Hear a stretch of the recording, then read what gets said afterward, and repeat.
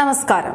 നമ്മുടെ നാട്ടിലെ ലക്ഷക്കണക്കിന് ഉദ്യോഗാർത്ഥികളുടെയും തൊഴിൽ രഹിതരുടെയും അവസാനത്തെ ആശാകേന്ദ്രമായ കേരള പബ്ലിക് സർവീസ് കമ്മീഷൻ എന്ന ഭരണഘടനാ സ്ഥാപനം മുൻ കമ്മ്യൂണിസ്റ്റ് ഭരണകാലത്ത് എങ്ങനെയൊക്കെയാണ് അഴിമതിയുടെയും സ്വജനപക്ഷപാതത്തിന്റെയും താവളമായി മാറിയത് എന്നതിന്റെ കൂടുതൽ നിർണായക വിവരങ്ങളാണ് പുറത്തുവരുന്നത്. പരീക്ഷകളിൽ മാത്രമല്ല, കമ്മ്യൂണിസ്റ്റ് നേതാക്കളുടെ ബന്ധുക്കൾക്കും സ്വന്തക്കാർക്കും വേണ്ടി PSC അഭിമുഖങ്ങളിൽ വരെ വൻ അട്ടിമറികളാണ് നടന്നിരിക്കുന്നത്. കഴിഞ്ഞ 10 വർഷം കൊണ്ട് മുൻ പിണറായി വിജയൻ സർക്കാർ അഴിമതിയും സ്വജന നിയമനവും നടത്തി കുളം തോണ്ടാത്ത ഏതെങ്കിലും ഒരു സ്ഥാപനത്തിന്റെ പേര് പറയാൻ ഇന്ന് ആർക്കും കഴിയില്ല. പൊതുപ്രവർത്തനം എന്നാൽ പൊതുമുതലും പാവപ്പെട്ടവന്റെ ജോലിയും കട്ടുതിന്നുന്ന പ്രവർത്തനമാണെന്ന് ധരിച്ചു വെച്ചിരിക്കുന്ന ഒരു കൂട്ടർ PSCയെ വെറും ഒരു പാർട്ടി സ്ഥാപനമാക്കി മാറ്റിയിരിക്കുകയാണ്. ഇപ്പോഴത്തെ PSC ചെയർമാന്റെ കാലത്താണ് ഈ സംവിധാനം ഇത്രത്തോളം അധംപതിച്ചത്. അതുകൊണ്ട് തന്നെ എത്രയും പെട്ടെന്ന് ഈ സ്ഥാനത്ത് നിന്ന് നീക്കം ചെയ്യാനുള്ള ശക്തമായ നടപടികളിലേക്ക് പുതിയ UDF സർക്കാർ കടക്കുകയാണ്.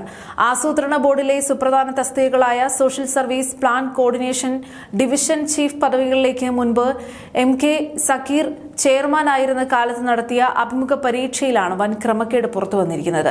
എഴുത്തു പരീക്ഷയിലെ മാർക്കിന്റെ 12.02% കൂടുതൽ മാർക്ക് ഒരു കാരണവശാലും അഭിമുഖത്തിൽ നൽകാൻ പാടില്ലെന്ന കർശനമായ കോടതി ഉത്തരവും PSC ചട്ടവും നിലനിൽക്കെയാണ് അതിനെല്ലാം കാറ്റിൽ പറത്തി കമ്മ്യൂണിസ്റ്റ് സർവീസ് സംഘടനയായ KGOA നേതാക്കൾക്ക് ഇന്റർവ്യൂവിൽ മാർക്ക് വാരിക്കോരി നൽകിയത്.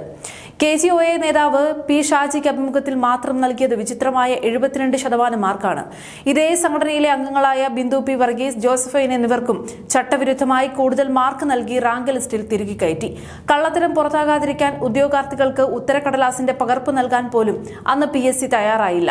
ഭരണം കിട്ടിയ അഹങ്കാരത്തിൽ കഷ്ടപ്പെട്ട് പഠിച്ച പാവങ്ങളെ പുറന്തള്ളി സ്വന്തം പാർട്ടി അണികൾക്ക് ഉന്നത തസ്തികകൾ താലത്തിൽ വെച്ചു നീട്ടിയ തനി പിൻവാതിൽ കൊള്ളയായിരുന്നു അത്.